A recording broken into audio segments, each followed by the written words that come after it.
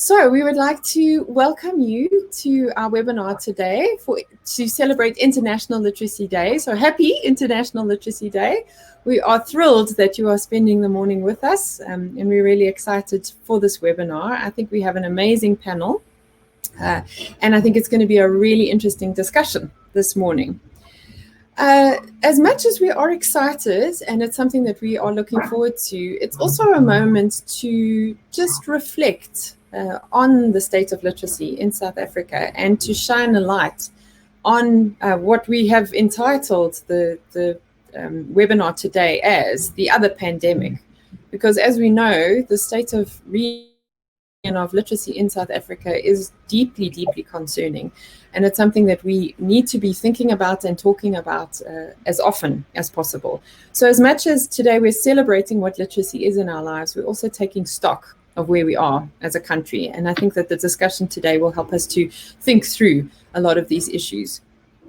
Just to explain this platform, I know many of you have already said that this platform is new to you and you're not familiar with it. So just to ensure that you feel comfortable, on the right-hand side of your screen, you'll see a chat forum there. And so as you've been doing, you can enter comments and thoughts and reflections as the webinar continues today. At the bottom of your screen, however, you'll see a little ask a question button. So that is where you can ask questions to our presenters about a specific issue. So we're going to ask, please don't enter questions in the chat forum because then we'll have to go and search for them later on. So it would be better if you just pop it in to the ask a question button. So why don't you go there now and click on it and give it a try. What you'll notice is that you'll be able to enter a question, but also that you'll be able to answer a question. So if someone else has asked a question that you feel that you're able to answer or you'd like to take a stab at, then please go ahead. And also, if there's a question that you also wanted to ask or that you find interesting, on the side you can upvote that question, which means that it will rise up to the top of the questions, and it's one that we'll be sure to answer when we present it to our panelists today. Okay, so I hope you're feeling comfortable with the platform. You'll also notice at the top of the screen, there is a little icon that is your personal profile. So at another stage, not now, you can click on that and you can fill out your own profile. And it's a great networking tool that somebody else can click on it later and connect with you. So if you're happy to enter your email address, perhaps, or some information where they could contact you, that would be fantastic. Okay, please note that this session today is being recorded, so everything is on public record. Also, you'll be able to replay this session at a later time if you would like to, and we will be uploading it onto our YouTube channel, so you'll be able to access it there as well. Okay. To let you know the order of events for today, what will be happening now is I will introduce our keynote speakers and let you know a little bit about them. And then we'll be moving on to a discussion for about 50 minutes where we'll be just sharing some ideas and some thoughts around literacy issues. And then for the last roughly half an hour of our session, I'll be taking those questions that you have been asking during the session today. So there should be quite a bit of time for questions and answers, which I think will be lovely because we always like to engage and to hear from our speakers more. So that's the order of events for today. So before we get going, please get on to social media, get onto Twitter, get onto Instagram, share photos of yourself enjoying this webinar and your setup. Let us know your thoughts. We'll be putting in our handles for Instagram, Twitter, and Facebook in a moment in the chat forum, so you'll be able to see them. In the meantime, if you want to search, our common Twitter handle or a common handle across platforms is @LiteracyASOC.SA. You should be able to find us that way. And the hashtag that you can use for today is ILD 2020. Okay, so get sharing. Let us know your thoughts on social media. Right, so without further ado, I'm going to introduce our panelists for this morning. Haroon Mohammed. Haroon, I don't know if you want to just let everyone say hi and let everyone know. Haroon Mohammed is currently the Chief Director for Curriculum Development and Teacher Development at the Western Cape Education Department. He was previously the Director for Teacher Development at the Department of Basic Education. He was also Executive Director at the Gauteng Curriculum Development Institute, and previously the Head of Teaching and Learning at the Gauteng Department of Education. He served on the Ministerial Review Team for Curriculum 2005, and he taught English at both primary schools and secondary schools. He lectured in humanities at the Transvaal College of Education and was the academic head of Kanyo College in Cape Town. He's published a few articles on curriculum and teacher development and also sports and development. He has a master's in education and a diploma in strategic planning and leadership.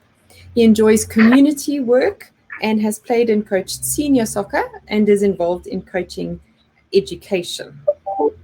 So, Haroon, welcome. Thank you for joining us this morning. Thank you very much. Good morning. Vanessa Francis is Country Director for Room to Read, South Africa. Vanessa's experience in education ranges from primary to tertiary, with a special focus on teacher training in rural schools.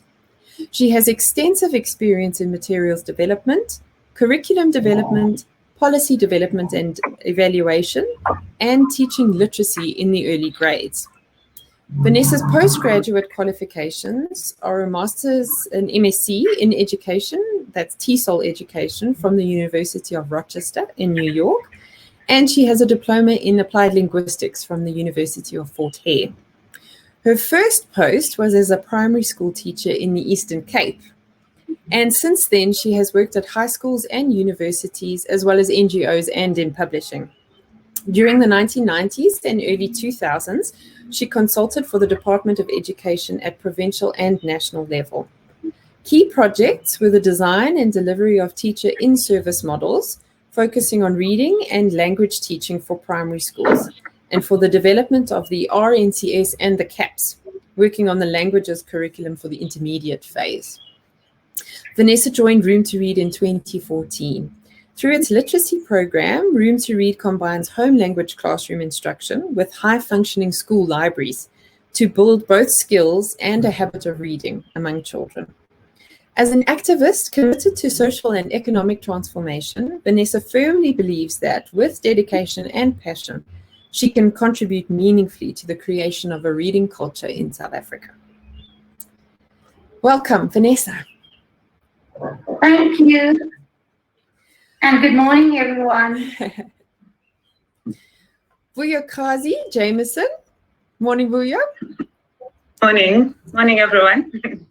Vuyokazi has been the chief librarian of the Cause Library at St. Andrew's College in what was Grahamstown, is now Makanda, since January 2016.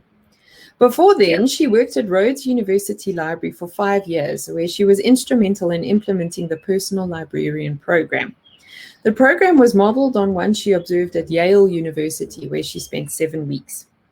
Apart from working in tertiary and school libraries, Vuyokazi is also a board member of the Friends of the Library, which is a community outreach group seeking to look after the welfare of public libraries in Makanda, raising money through a number of initiatives for the public libraries in the city. Vuyokazi is heavily involved in outreach within the Makanda community. She was also a key force in leading the renovation project of the St. Andrew's College Cause Library in 2017. She brings with her a wealth of experience ranging from 10 years at the University of Cape Town Libraries, 18 months at Bishop's Diocesan College, and a year as a librarian at the UCT Graduate School of Business Library. Vuyokazi has a B.Bibl degree from Walter Sisulu University and an LIS Honours from UCT. She's currently registered for a master's degree in education at Rhodes University, and her research topic is on studying learners' engagement around literacy. Welcome, Vuyo. Thank you. Thank you. Okay, and Clara. Morning, Clara. Thanks for joining us. Morning. How are you? Good. I'm well. How are you doing today? Good. Fantastic. Clara. Morning viewers. Yes. Clara Docatera is a PhD student at the Hub for Multilingual Education, or HUMUL, at the University of Witwatersrand. She's a qualified primary school teacher and holds a diploma in primary education and a Bachelor of Arts in English with the University of Zimbabwe. She holds a BA Honours degree in Applied Language and Literacy Studies and a Master's degree in Education with the University of the Witwatersrand. At the moment, she is a research assistant at the Hub for HUMUL, for Multilingual Education, and she engages in research, culture enabling, and partnership maintenance with the Hub.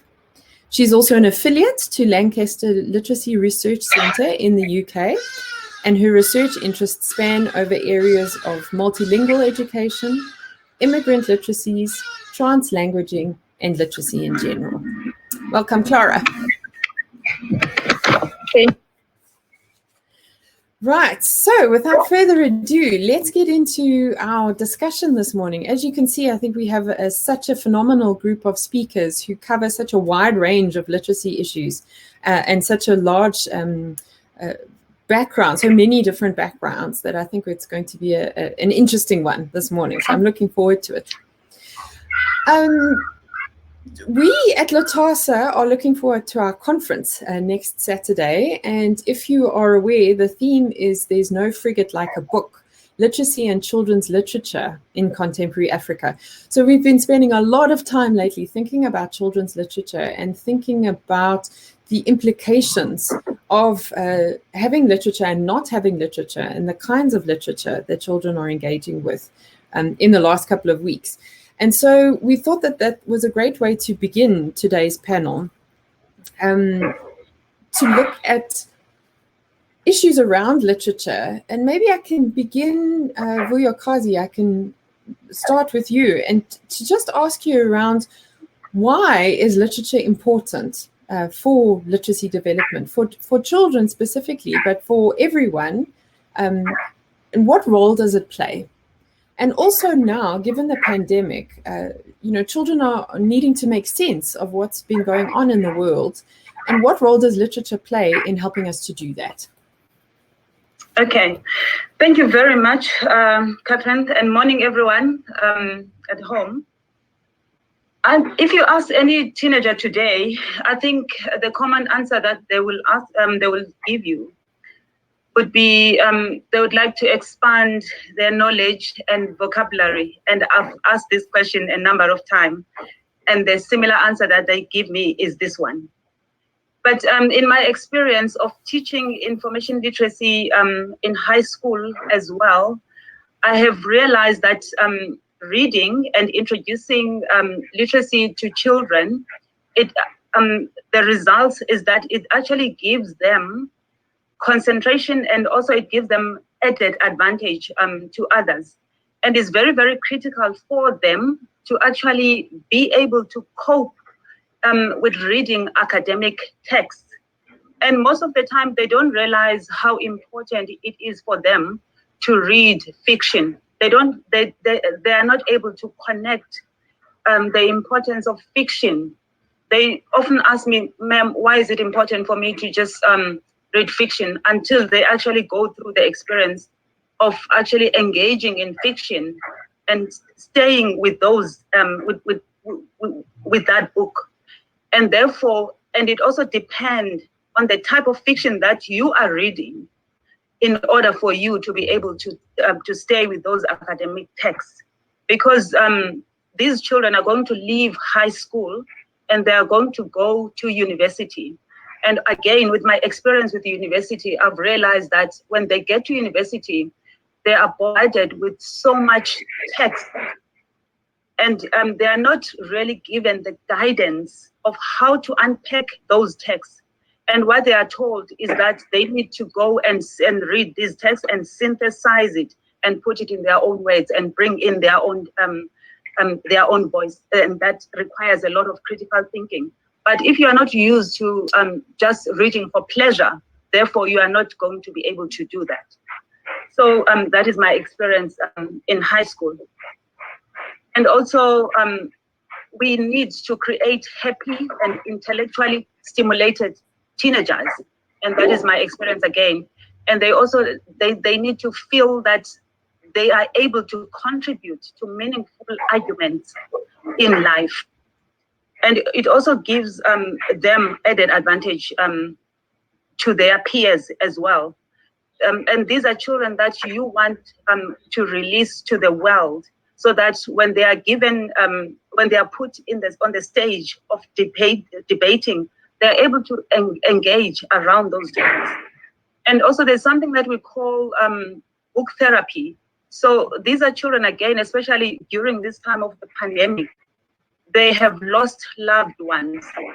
They are dealing with losing friends and sick family members. And they are also having to just be adults at home.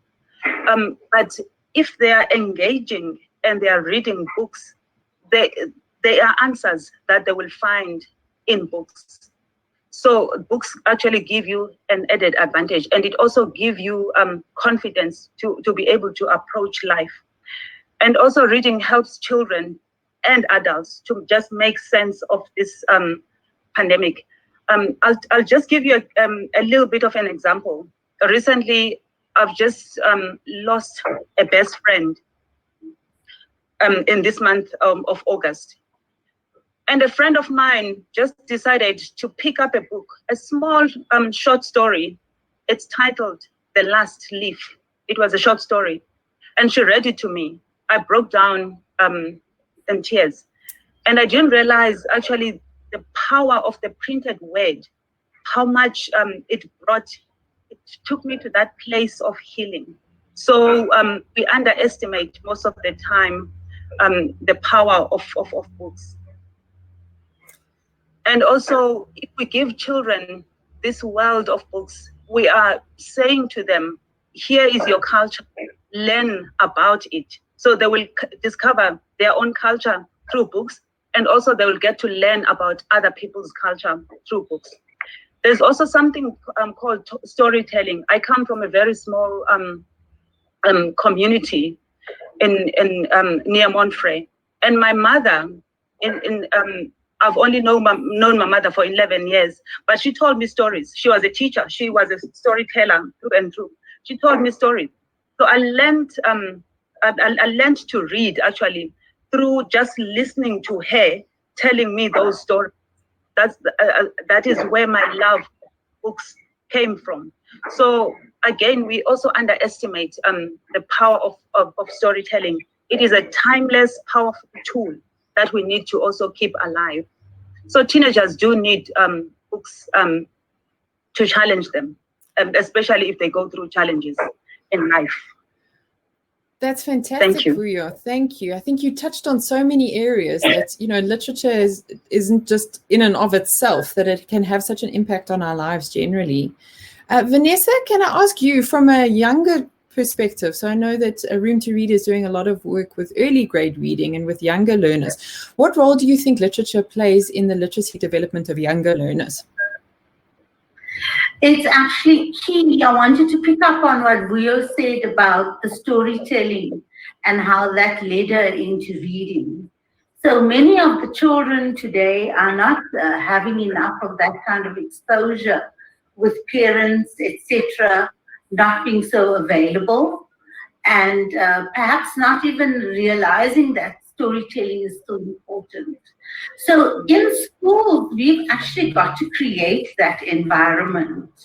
We focus so much in the school on literacy skills, on teaching phonics and comprehension and asking questions and all of that. But often those lessons don't inspire children.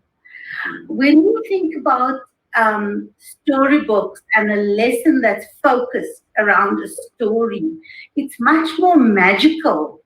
And I have seen in some good classrooms where the teacher will have organized a mat where the children are sitting down on that mat.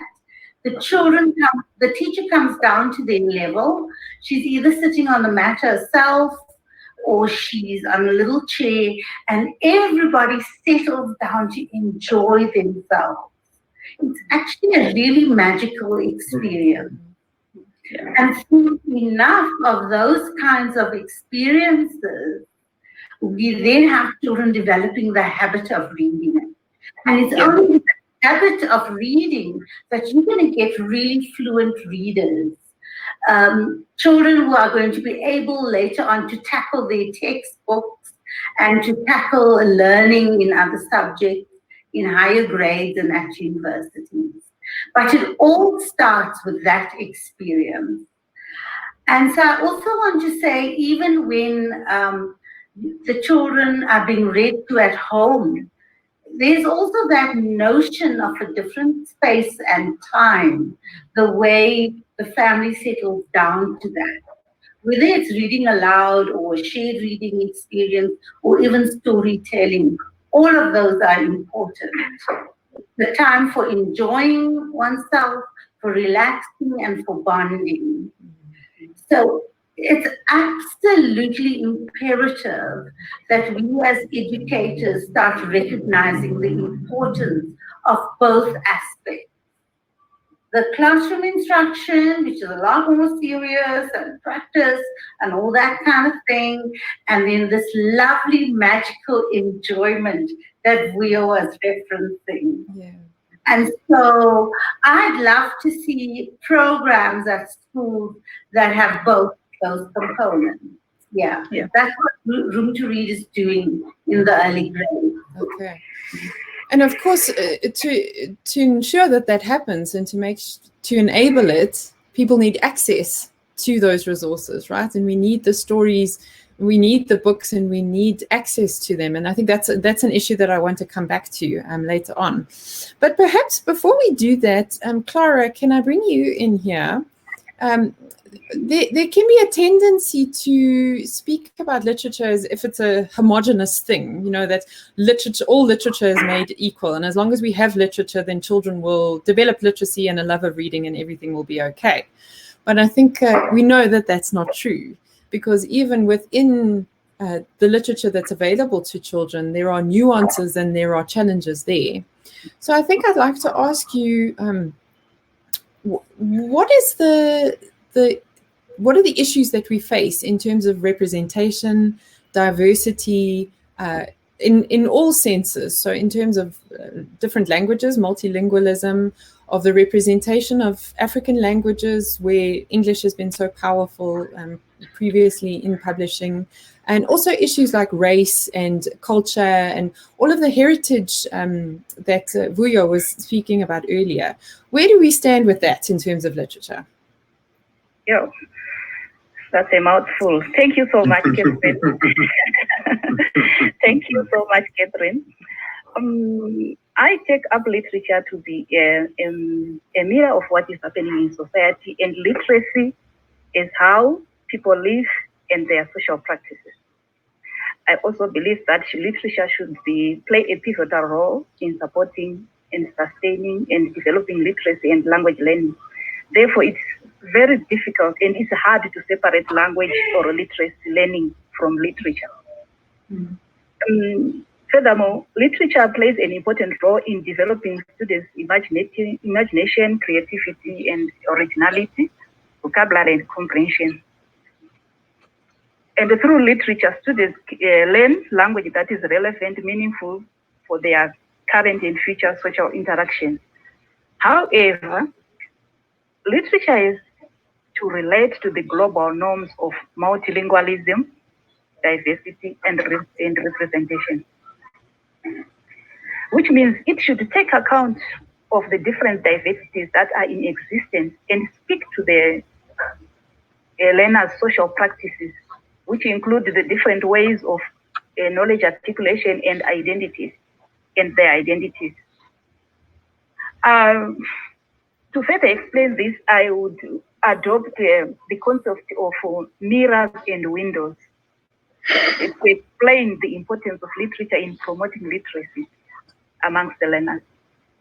In this case, mirrors refer to what the learners know, and windows refer to how what they know help them to acquire the new knowledge and help them to understand the different worldviews.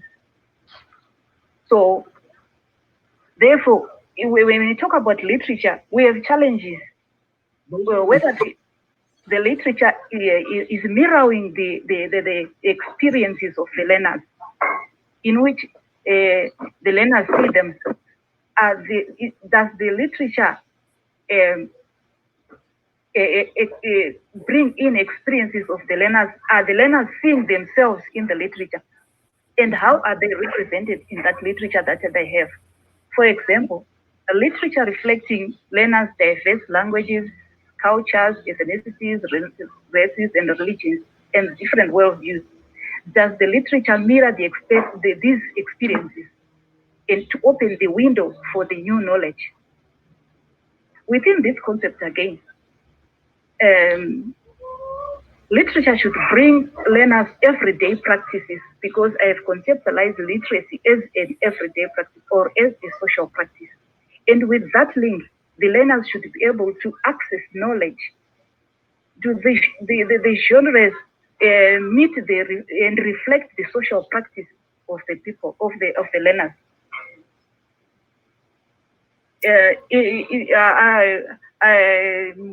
I don't know, because I heard Vuyo and Vanessa talking about the narrative genre, which I see is very common with the foundation phase. The storytelling is so common, but does it totally mirror what they do with literacy? Is it not a genre bias to say they have to tell stories only? Are there not other things that we practices that we do, that the children do with literacy? I don't know. To represent the different identities in literature should be also multi-voiced to accommodate the experiences of the various groups, the minority groups, and other languages and discourses, cultures, and cultural diversity that is found within the learners. Does the literature mirror the identities and ways of knowing? How does it create the windows of the learners? Given that I see literature, I see that literature representation I would prefer to see literature giving representation to different groups, such as rural children, traditional African, whatever, different groups that, because let's take, for example, when you talk about, I once saw a text which says how to make a pizza.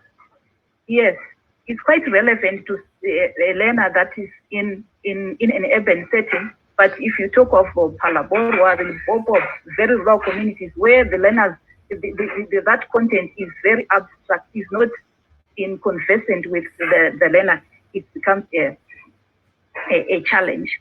So literature is that is related to the children experiences. E.g., for example, people who, if the text talks of people who look like them, who speak like them, and provides mirrors for the learners, so that they get the windows.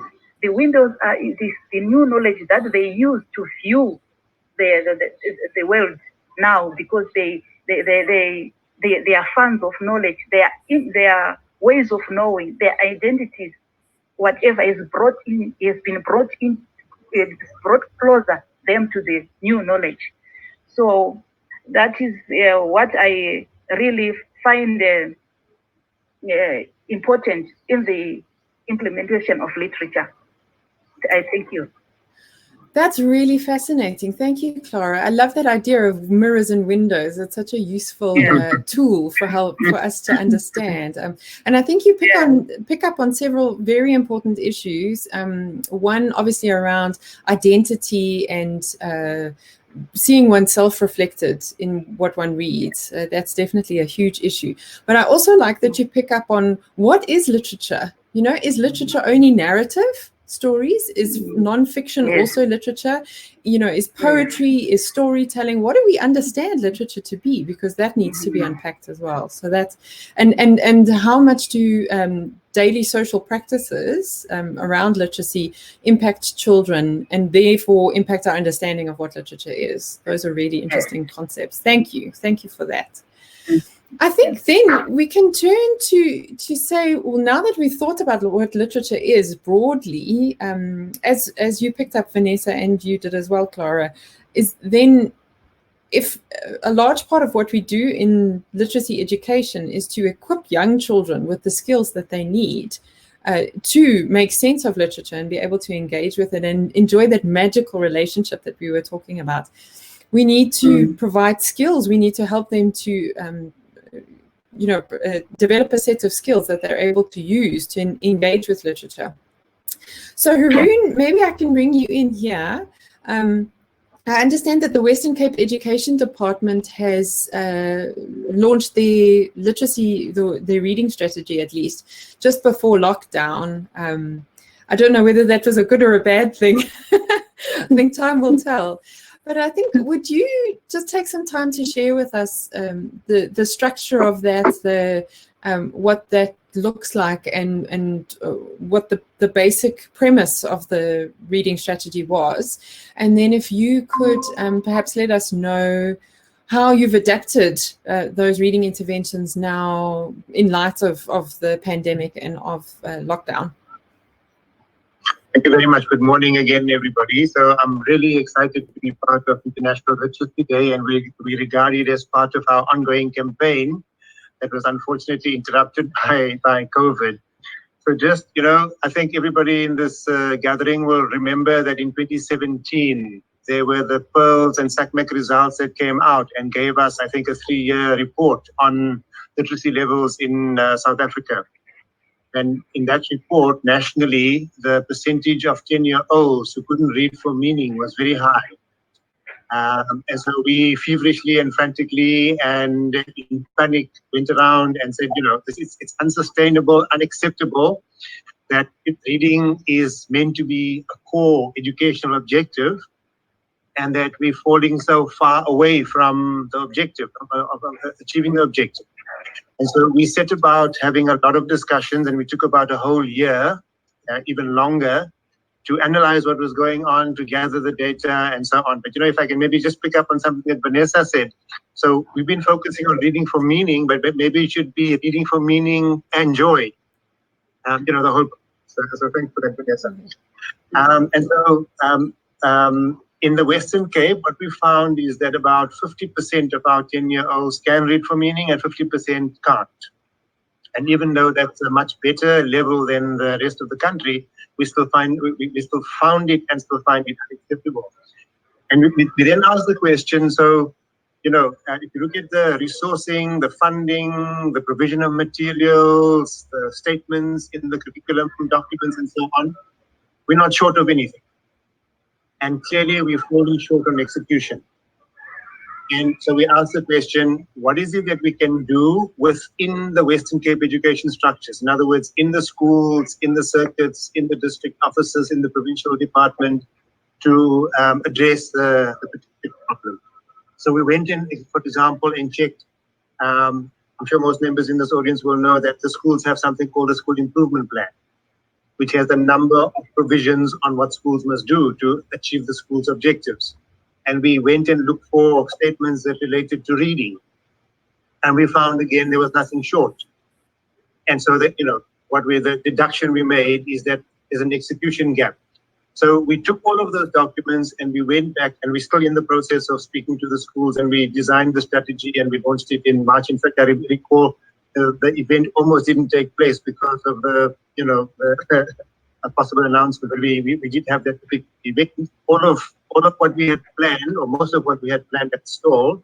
But let me just share with you what is in the document and what was in the plan. So we undertook a strong drive to see what we can unbundle in what already exists in the schools, in the district offices, in the circuits, and the work that we do at head office to make sure that reading levels can improve. Primarily focusing on the 10-year-olds, but we've also done a quick analysis on what's happening across the system. And unfortunately, what we also found is that reading lags exist across the system, even in the senior phase, in the FET band. There are learners getting through the system, can't read at the required level in grades 10, 11, and 12, and so on.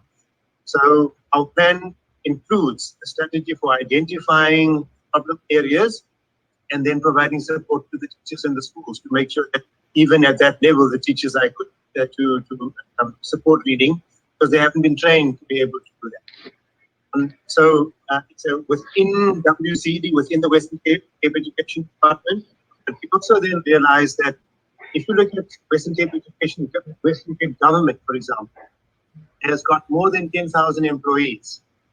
And if each one of them becomes an ambassador, because they deal with large numbers of people, large numbers of stakeholders, and so on, and up to the point of the release of the strategy, we were able to get support from our Department of Health, for example, which turns out to be quite useful because of the pandemic, what happened through the pandemic.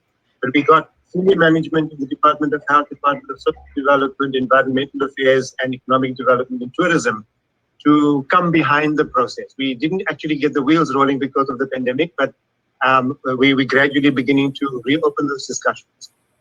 And so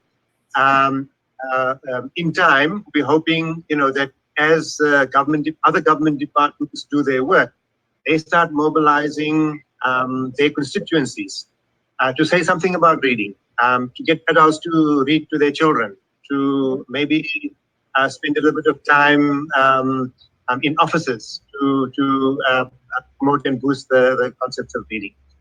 Luckily for us in the Western Cape, the NGO and university sector and private sector is quite a vibrant one around reading and literacy.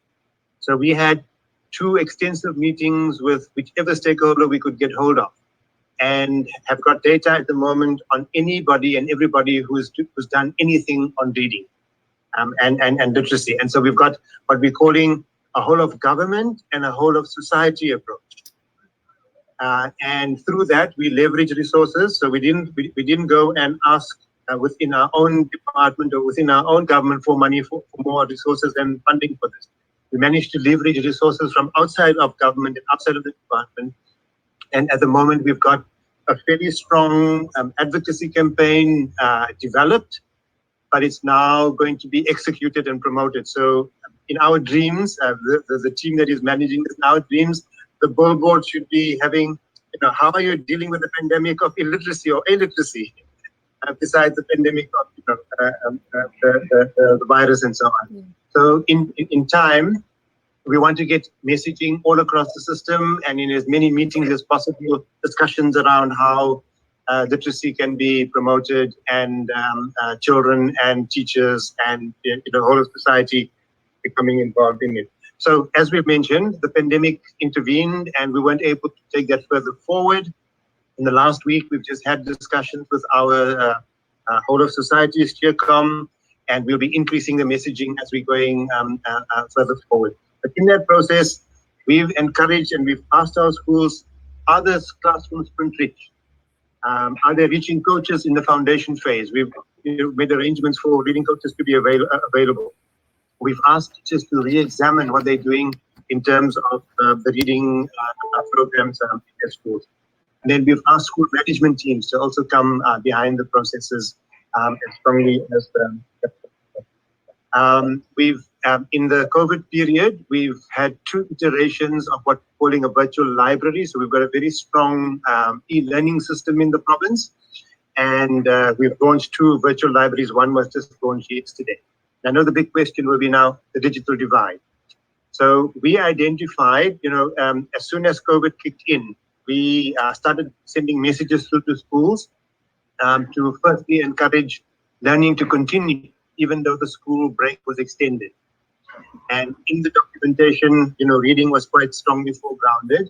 And then once the lockdown was announced, we have been presenting 2 sample lessons in every subject sent through to the schools, and with ideas for teachers to keep contact with their learners through WhatsApp groups and so on. But what we quickly found, as one of the previous speakers mentioned, is that Up to 35% of our schools were able to respond well to that, but 65% not. So we then persuaded our senior managers to allocate additional funding for print material to be available in schools where learners were having difficulties with digital access, whether it would be in the form of data or devices. And so about 880 of our schools throughout the province have got an additional budget. And we've asked the principals to sign an agreement to A, print, and B, make sure the print material is available to the learners as they came in on the staggered timetable. And most of these schools, there was a strong alignment between the nutrition scheme and the school. So when the children came for food, they would also get a print material.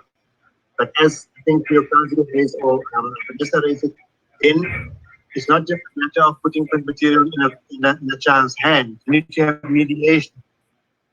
And again, thankfully, we found that there are a number of organizations in the province who, prior to COVID, were doing a lot of work on parent literacy and parents' involvement in literacy. And we're investigating the development of a model where parents, community leaders, caregivers, guardians, particularly in poorer and vulnerable communities, can play a stronger role in encouraging learning in the home. So as it stands, anecdotally, what we've been told is that if you went to many of the communities on the days when the children are at school, the children are playing. And they're having a ball of a time, which is understood, you earn your childhood, but there needs to be learning because as it stands now, we are sitting with huge learning losses. And the impact of that is going to spill over into next year and in succeeding years as well. So all of us, the whole system is hard put under heavy pressure to create a culture of learning generally within which reading and literacy should form a strong part. And a lot of our communication was saying, can the children at least sit and read for 10, 15 minutes a day? I don't think we're winning the battle, but I'm hoping an event like this can give us a bit of a catapult to, getting a stronger and stronger message to the children to say, go and play, spend at least a certain portion of your day reading and learning. And obviously, adult involvement has to be quite strong in that process. So a strong pillar of our whole campaign is advocacy, supported and accompanied by the tools that the teachers need to have, that adults need to have, parents need to have in their homes to be able to do the work forward. I'm hoping that was useful. You're giving us another platform to take our process forward. Thank you very much. Yeah, and we're most happy to do that. We advocate for literacy all the time, so you are welcome. But I think what I took away from that is that it's a group effort. We absolutely can't do it on our own. We can't leave it to just the education sector. We can't leave it just to NGOs. We can't leave it just to parents. Literacy is everyone's problem. And it's something that everyone needs to get involved in, and actually requires immense amounts of coordination and very high-level planning in order to address the literacy crisis in South Africa. And I think you've really inspired us with the commitment from the Western Cape Education Department to work at such a broad and high level on this issue. So thank you. That was fantastic. I think you raised several interesting points, but I do want to make sure that we get into some other issues that are important to deal with. So I'm sure we'll return to them. Just to our audience, don't forget to be putting in your questions in the Ask a Question button at the bottom of your screen, and be quoting on the sharing in the chat forum your thoughts about the speaker's ideas today. Perhaps we could move on to the issue of access to reading materials, because I think, Haroon, you picked up on the issue of the digital divide and how we need to ensure that children have access to reading materials in order to develop their skills and that love of reading that we discussed. But Vuyokazi, maybe I can bring you in here.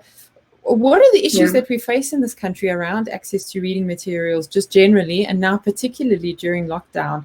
And, have you got an answer for us on how to fix that problem? Interesting question, Kat. Yes, thank you very much, Haroon, for that. I've taken also a number of ideas from you, and what I'm taking from you is actually the issue of partnerships. And I think that is quite important. And I think what the pandemic has exposed is the digital divide that I think exists globally, but I think it has actually has exposed it, especially in our country, because I work in quite a privileged environment where we were still able to get resources to our learners. We're able to get online learning to them, whether it was books or whether it was schooling to them as a whole. And there is another side to this country where there has been either no access to anything. There has been some access. There were some students who have been in desperate need of actually finishing their matric. So they have been able to get their schooling through WhatsApp, use of WhatsApp, if they were lucky enough to have devices that could access WhatsApp. But in this situation, you find that there are no prospects of even getting books to these learners because libraries had to be closed during this pandemic. I've actually come across an article that was written in China. It was looking on the side of rural China. They are using quite an interesting concept of the left behind children, which is also not different from our children here, some of our children here in South Africa. So these are children that are unsupervised, doing online learning, but they are left under the supervision of sometimes grandparents who are themselves illiterate. So they might be playing games, they might be sharing this device, and the parents are not quite sure what is going on there. So there is that issue in South Africa. And I think what I would be proposing is what Haroon has already touched on. We need to have partnerships. Partnerships should be a thing now more than ever. So if you are working in an environment that have some resources, you don't even have to have a lot of resources. Please, by all means, partner with under-resourced environments. There's also a resource that I've come across during a meeting that I had to attend online during lockdown. It's called an internet archive. So I do believe with all my heart that internet archive should be made available, whether people are able to access it or not. But I know that there are copyright issues with internet archive. So this is a resource where users would be able to go in. It's a digital library. You can go there and borrow these books for 3 days free of charge. And therefore, they will just disappear off your device after 3 days. But at least you are able to read content there. But there are all copyright issues. And even if you were able to get there are still issues of data in terms of our country, of the country like South Africa. And there are other issues, actually, issues of electricity, devices, load shedding, etc. And also what we found as well is that concentration levels of learners, whether you are coming from a privileged background or not, your concentration level has taken a knock during a lockdown. There's been information overload because you are hearing news of somebody's death. You are uncertain about your own future. You don't know if you're going to get your matric this year or not. There's a lack of teacher supervision if you are doing online learning. There's bad time management. You don't know because you're doing schooling at home. And this is something that you have never done before. So you don't actually have skills to do this. There's also, for those families who are lucky enough, but there's sharing of devices at home for these lessons. I've already alluded to data struggles.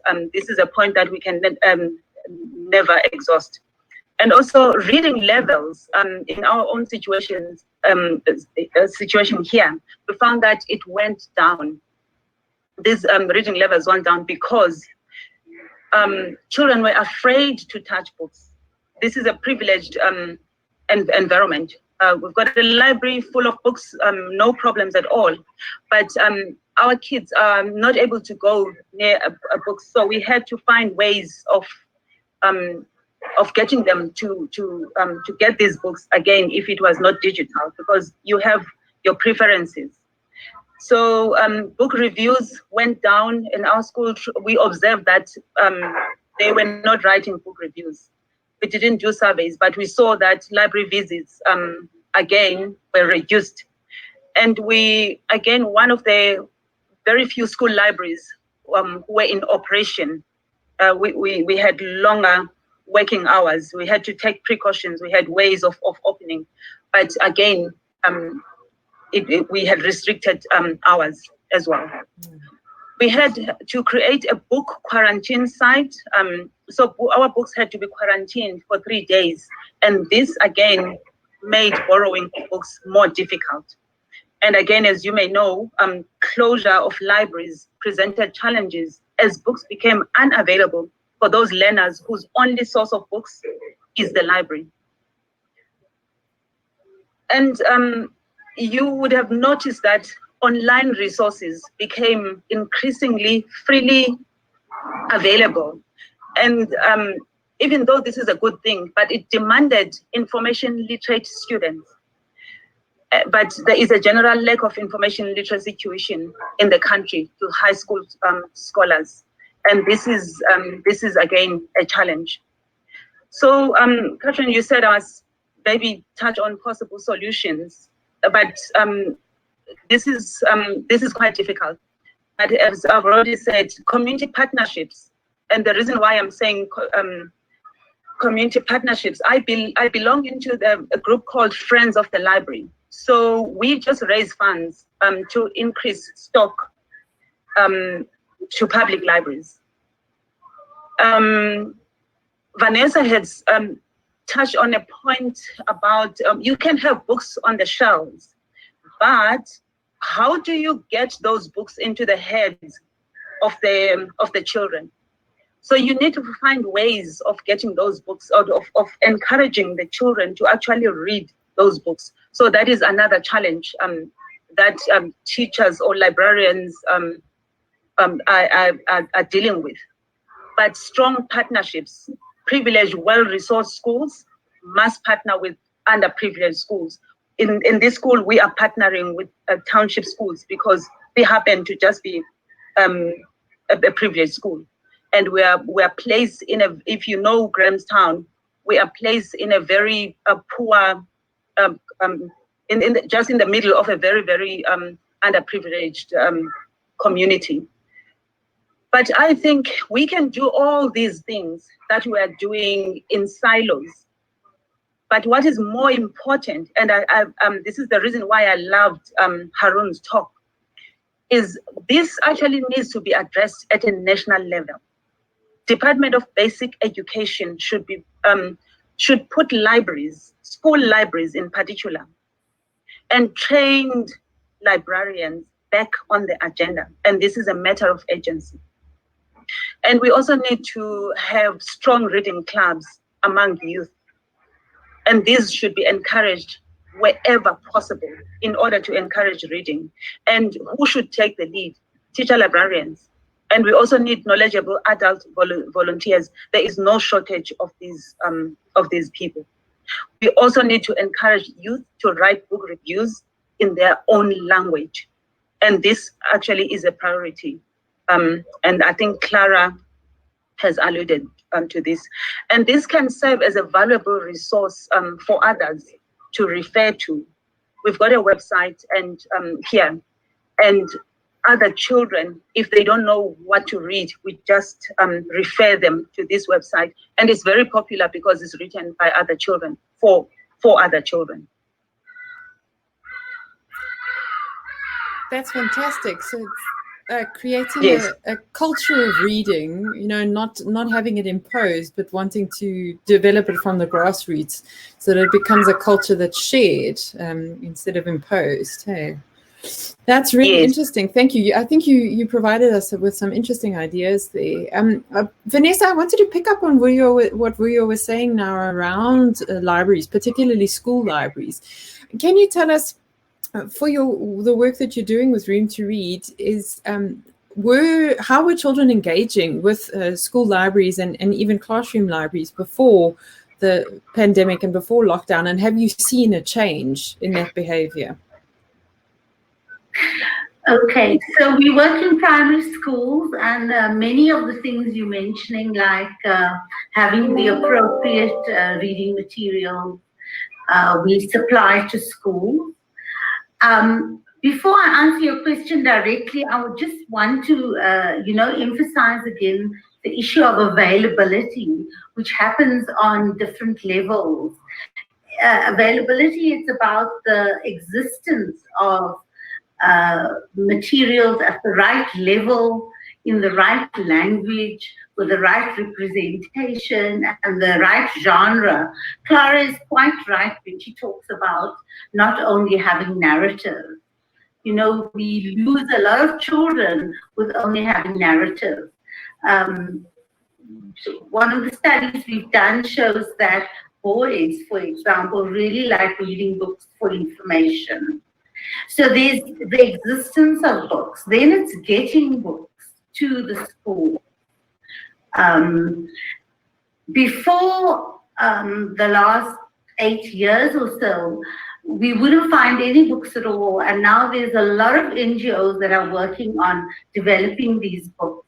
And especially with the advent of open source, we're getting that more and more. But it's still not enough, right? It's still not getting to schools. And then you get to the schools and you see a beautiful library, and it's untouched. You open a book and you see it's been opened for the first time. So there's that availability issue as well. If you speak to the principals or the teachers there, if they've not had training and coaching, they'd be talking about how the children would be messing up the book. And so it's better to keep the books looking good. And so all these three things which I've mentioned, it's part of the work that Room to Read does with schools, with setting up these libraries. To be child-friendly for a start, it's not a space we have to be whisper and be quiet and awestruck. Beautiful and bright, print-rich, lots of books at the right level, as I'm saying.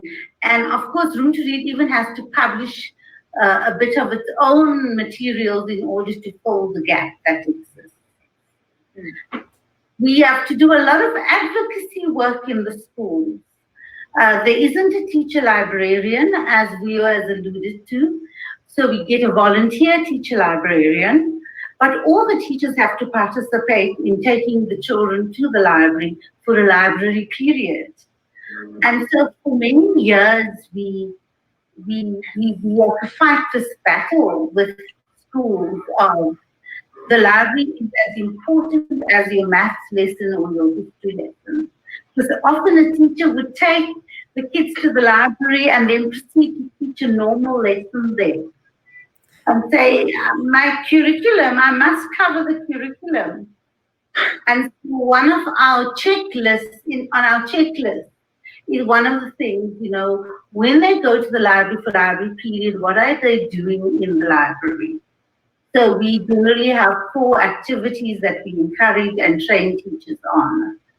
So we have this checklist to see, do you have a library period for every class? Is the timetable up? If one of our coaches visits a school at, say, 11 o'clock on a particular day, and class 4A was supposed to be in the library, are they in the library? You know, those are the kinds of things we look for. The children love the library, I can tell you that. There's no holding them back. One of my favorite stories is when I visited a school at about 12 o'clock on a Friday. And in that area, all schools were asked to close because the minister was addressing teachers. And the coach said to me, but I'll just take you to the school anyway. We'll just look at the library. When we got to the library, there were there was a long queue of children standing there waiting to use the library, and the librarian was on duty, and she said, "I can't leave. How can I leave with these 50 children waiting to use the library?" And when there was two little girls that went and borrowed their books, and as they left the library, they couldn't even wait to get a place to sit down. They were walking along the pathway, reading their books and going. Wow. Beautiful. Yeah. That children love reading. If the library is set up in such a way that it is encouraging them. And then I will say, during the pandemic, the one thing that is working is the library. So people are struggling to figure out a plan to get teaching happening and so on. But in many of the schools we work in, the library is functioning. Children are going in and borrowing books. We're being sent photographs of how they're social distancing within the library, how they're queuing up, and there's spaces in between children. But they are going to the library and they're borrowing books. So I feel like Vuyo and Haroon has said, that we all do this together. We've all got to partner. We all have to be advocates. And I really think that the one thing we can do during this time is read and get others to read. Yes. Really, it's for me, that's the easiest thing. It's much harder to teach a mathematics lesson. You know? Yeah. And I was a math one. And I think you pick up on a crucial point, which is coming through in the chat, is that, you know, how can we expect librarians or library assistants or teachers or community assistants to create or engender a passion for reading and excitement if they're not readers themselves? And that then there needs that culture of reading needs to happen with adults just as much as it needs to with children. So again, I think come back to your point, Vuyo, and yours, Haroon, that it's a national effort. We all need to get involved, and we all need to understand just how important literacy and literature is in our lives. Haroon, just very quickly, sorry, I'll be with you now. Haroon, very quickly, are libraries part of the reading strategy that the Western Cape Education? Yes, very much so. So I didn't mention that because of time, but we also then did a survey of all the libraries, and we were in process of speaking to the municipalities to also join the reading campaign. And then for the libraries to work more closely with the schools, particularly in the schools where libraries don't exist or, you know, don't exist in the form that they used to. So yes, very much a central feature of the book. That's fantastic. Wonderful. Okay. Yes, Vanessa. I'm sorry, I also meant to say on the national coordination level, the DBE is supporting a national coordination of efforts through the National Reading Coalition. And this is being run by the NCT. So in fact, they've stepped up their efforts right now, and almost every week there's a meeting of partners to talk about what the different partners can do during this time, and very, very concrete stuff. Right. Thank you. If I may add, so the Western Cape strategy is an extension of, it flows from the national processes. So there is coordination happening from that yes, aspect. Yes. That's wonderful. Yes. Okay, great. I think just in the interest of time, I'm seeing some questions are popping up, so I do want to leave us some time for those. But maybe we could zoom out. We focus quite a lot on children and on literature specifically, but maybe just in light of the fact that it is International Literacy Day, to look at the role that literacy plays in our everyday lives as adults as well. And what role does it play in people accessing information, and particularly around health during the pandemic? I think, Clara, you picked up on, or Vuyo picked up on the issue of around information literacy. And I think our Gauteng branch had a webinar a couple of weeks ago around fake news. And the presenter explained just how overwhelming the amount of information is that we have to deal with in our daily lives, but also how refined our skills need to be able to understand that information and to judge what's accurate and what isn't and what's relevant, and to be able to assess the quality and the trustworthiness. So I'm wondering from a perspective of adults, how do we improve information literacy? How do we improve the culture of reading from adults, from an adult perspective? And I'll open that up to whoever feels like being brave. Maybe if I can just kick off. So, a lot of the literature on reading culture in South Africa is saying South Africa's literacy levels, this is now across the board, are fairly high comparatively speaking, but South Africa's illiteracy levels are equally high. In other words, people can read, but they don't read.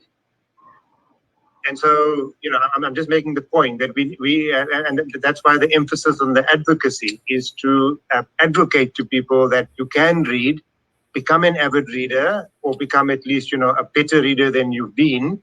And then, as this conversation is suggesting, read for purpose.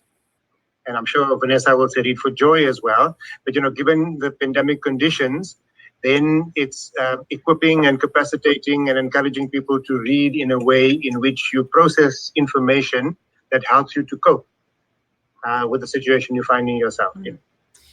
And Clara, maybe I can just ask you, what is the role of people being able to access information in their own language, and in an African language particularly? How much does that impact their willingness to read and to engage with literature and information generally? Oh, thank you. I think the importance of literature during the pandemic is in the process of meaning making during the pandemic period. Meaning making can be got through the different genres, books, posters, whatever that comes from the TV and text. So the ability for literature, so literature, literature should bank on the funds of knowledge, the knowledge of the people. What is it that they have that can be reflected in the literature, so that they can be able to make meaning out of what they are reading and accommodate the repertoire, what the audience have. And this will always be able to help them to mirror their ways of knowing. How do they understand a pandemic? How do they understand the language of the pandemic? For African languages, especially on we realized that during the pandemic, the reading was transferred to a digital space. Here, the medium of instruction is always decreasing. So that's when we realized that most parents were complaining about trying to help the learners, because the medium of instruction changed and it was so difficult. And also this, there is need to rethink on the relevance of language in terms of representation, and the main focus to address the social practices of the learners and the people, so that meaning making is quite understood. Great. Yeah, can I just also add that if we want to be a nation that is able to make decisions for ourselves, therefore, that teaching of information literacy in high school already is so critical. If I can just read the objectives of information literacy, I just want to leave it out there. I just want to read it quickly. It's awareness of how you engage with the digital world. And if you think of the pandemic, there was a lot of that being bombarded with overload of information digitally, and if it required an information literate individual to be able to sift through that digital world, and also to be able to know what's credible and what's not credible, and what is a credible article. What are those elements? What does it look like? How to find meaning in the information you discover. How to articulate what kind of information you require for that particular challenge that you are having. How to use information ethically. And that is, I think that's your keyword. Understand the role you can play in the communication in your profession, and how you evaluate information credibility and authority.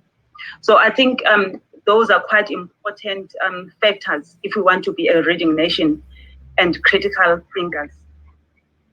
Wow, that's a mouthful. Yes, Vanessa, I do want to move on to questions. So if we can just keep it short, then yeah.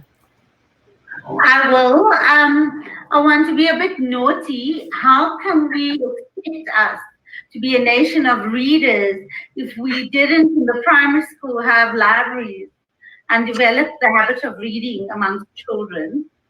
The other point I want to make is a more serious point. Even for adults, the availability of books that represent us is really, really important. When we walk into a bookshop in a library, what's the proportion of books do we find there? Not only in the African languages, but just even when it's in English, how often do they represent our experience? Yes. How many books are there written by South African writers? And I don't even want to go into the whole thing of, are we writing enough? That Sure. I think you have another conference on campus. Yes. Yeah. So I think we must ask ourselves really hard questions. Those of us who run bookshops and libraries, like who is choosing these books? And Yeah. should we have a more inclusive process for the choice of books that we provide, even in state libraries, where you get the community to come in, form a committee and assist in the selection of books. That's one of my pet loves. I hope I kept it short enough. You did. That was perfect. And I wanted to add that you are right. If we're not having enough representation in terms of our own experience, particularly in Africa or South Africa, then if nobody is writing those books, how do we get them to? And there's, incredible underdevelopment in the publishing industry or in this country. And that, in fact, is one of the big issues that we're going to be dealing with at the panel discussion at our conference. And we have some really amazing speakers who are going to be diving into that issue. So I'm thrilled that you brought it up. And we also have some presentations at our conference that touch on the issue of writing and writer development, because, of course, they're two sides of the coin, aren't they? Right. Without further ado, let's move on to questions, because I know that we have some people who really would like to know your thoughts on their ideas. So our first question, Haroon, is directed towards you. And the question is, where can we access the Western Cape Education Department's plan that you shared with us today? Is it publicly available? Yes, it is. The WCD website has something called the e-portal, and there's a dedicated section on the reading strategy that can be easily accessed. Wonderful. Thank you. There's another question for you. Maybe I can just go directly into that. Or for others involved in teacher training, how are teachers trained to teach children reading for pleasure and joy? So not only the sort of decoding skills that they need to make sense of text, but how do they learn to love reading? Okay, so as we alluded to earlier on, it is not a strong feature of the system. And I think congratulations to this particular event. It's giving exposure to that gap. And I think in future programs, we will try and include that much more strongly. So thanks for that question, and also thanks for the opportunity for that to come up. Yeah. Wonderful. Yeah, I think and that's actually one of the reasons why we chose this as our theme for our conference this year, is that it is an under-researched and underdeveloped area in terms of literacy. So that's wonderful. Okay, here's a question from Lauren. Yes, Vanessa? I was going to say, in terms of training, yes, you teach language teachers to teach reading in the classroom, but with Room to Read, we also work with teachers of all subjects to train them in reading for enjoyment in the library. So just a point there, Haroon, when you work further on the Western Cape strategy. Yeah. And also the issue around training for library assistants and librarians working specifically in schools. You know, again, if it's going to be a concerted effort and an effort from all aspects, then we need to be looking at that as well. Okay, question from Lauren. Given that the foundation phase learners have not been at school for a large part of 2020 and have missed out on learning and reading, what do you think we need to prioritize from a curriculum point of view, and how can teachers be actively supported? She says that Haroon did briefly touch on this, but maybe we can share some more ideas in this regard. Okay, so am I expected to respond first? You can. I can. Yeah. Okay. All right. No. So that's one of the burning questions we're faced with at the moment. But, I would like to include my response as part of an overall response. As we speak, learner attendance is quite low, even though all learners are expected to be back in schools now. And if you just trace back to March, the amount of contact that we're accustomed to, the schooling as we know it, has not happened. And so we are frantically running around trying to assess, as a result of whatever programs provinces have put in place, what actual learning has taken place. And we will only know in February next year, because that's the point when the NSC results will come out, but also the assessments that the schools have been doing, the analysis will be known. So, but our anticipation, based on professional judgment, is that there will be huge learning losses. And so we are at the moment having discussions across, all the provinces on what kinds of adjustments need to be made for learning experiences in all grades. And so it would apply to foundation phase as well. And there is even a proposal that there be a strong reconsideration of the way foundation phase is delivered to the system in the next coming years. So at the moment, it's all just discussion points, but it's a very, very good question that was asked. Thanks. Wonderful. Anybody else want to give us some practical ideas on what we need to prioritize in terms of the curriculum, and particularly in reading for foundation phase learners? So, Yes, I can talk a little bit about what we've been planning with the National Reading Coalition. We realize that teachers are overstretched. We're also hearing that foundation phase teachers are not at school. In many cases, they seem to be older and at more risk.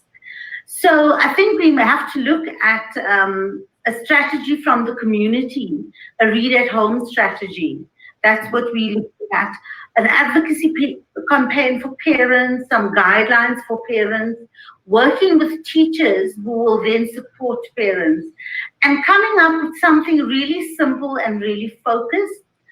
Some NGOs have started with radio programs, read aloud programs, but we do need print resources to support that.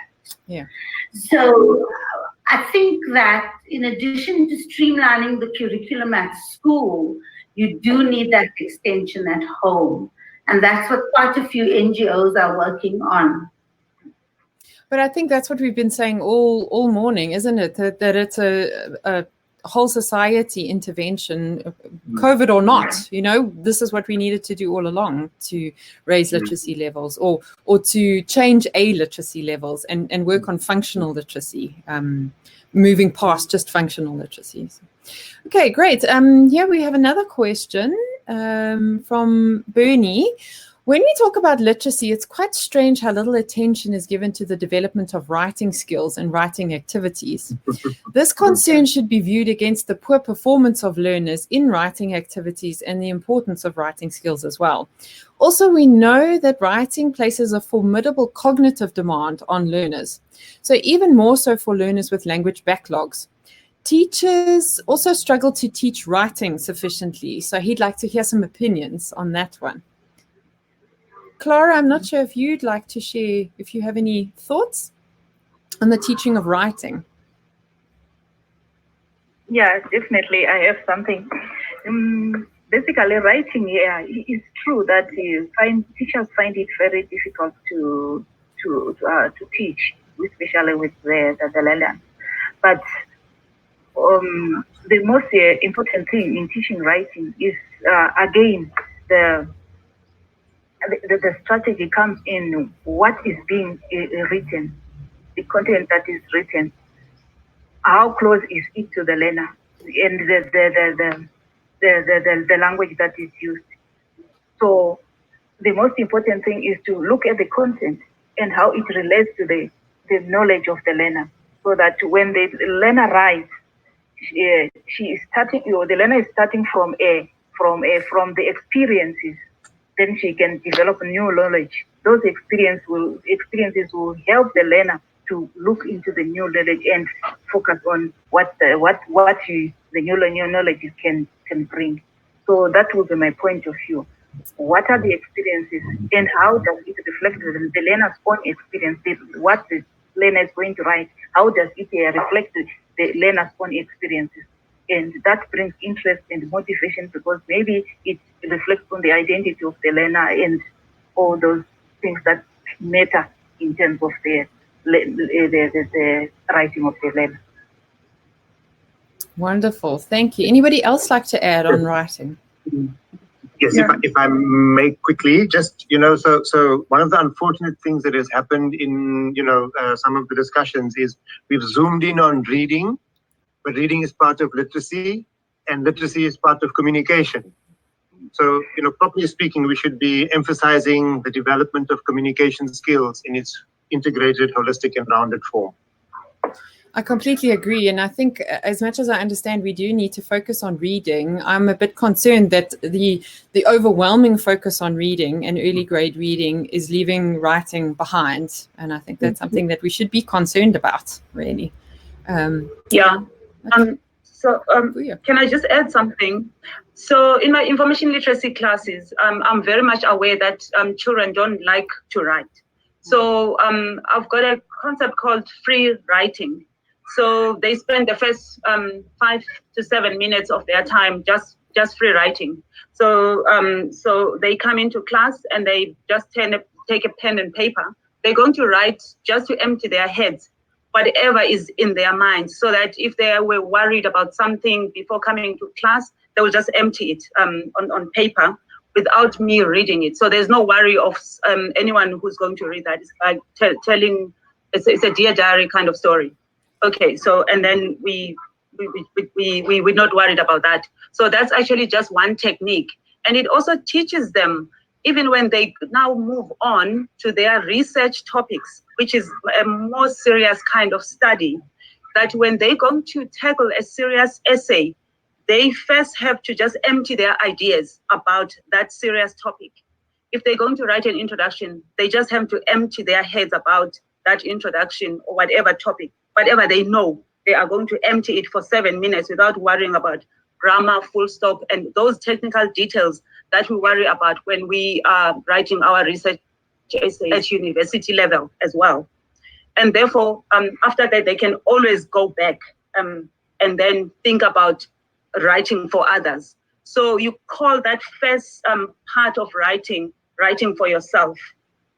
And therefore, the first edit is going to be writing for others. So that is one thing that I could offer. And also, again, in that information literacy class, we just spend the first term just getting those kids to read. And this is entry level of grade 8.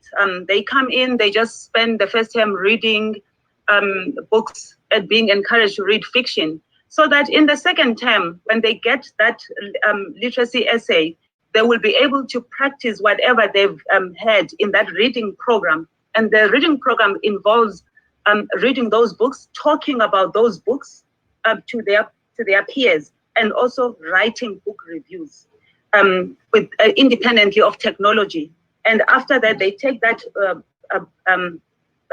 book review that they wrote on paper and they transfer it on their website. So there's quite a lot of writing involved there. So that is what I can offer. That's on my side. Wonderful. Thank you. Those are some great practical ideas.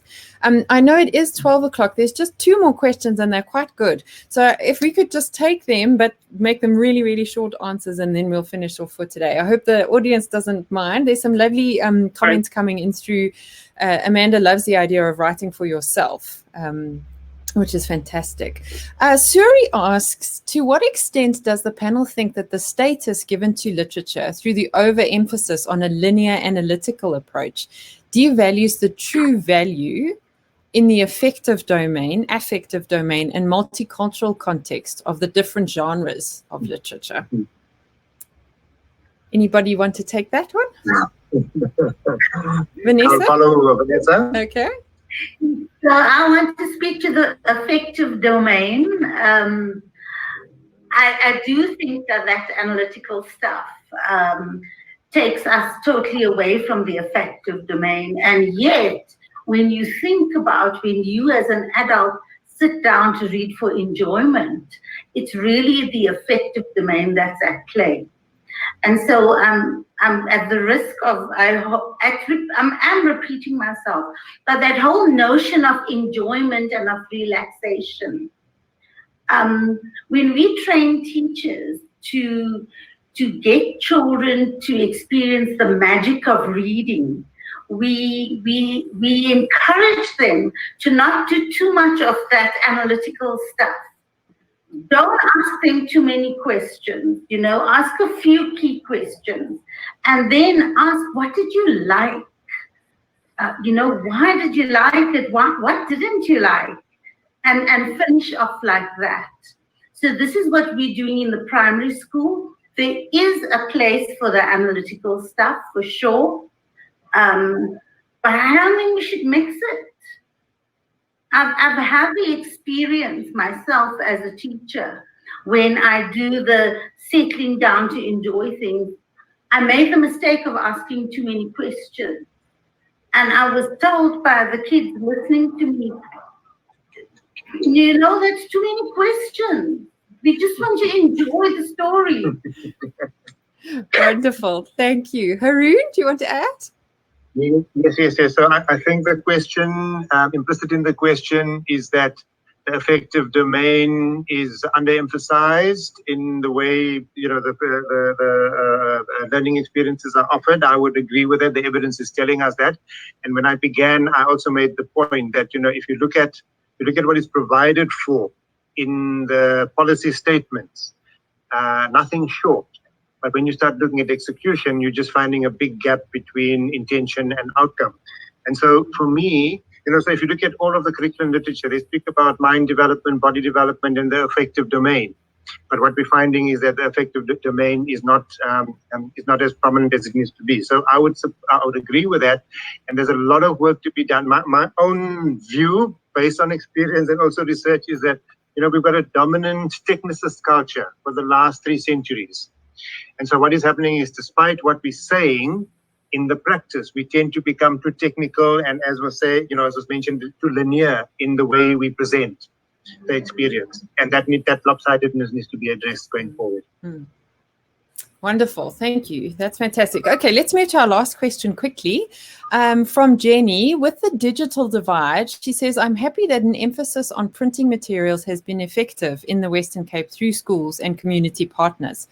Has any attempt at using SMS or calls to non-smartphones to check on engagement or provide any guidance or encouragement to families without the internet? Has that happened? And to reach those who cannot use WhatsApp, for example? Haroon, I assume that's directed at you then. Yes.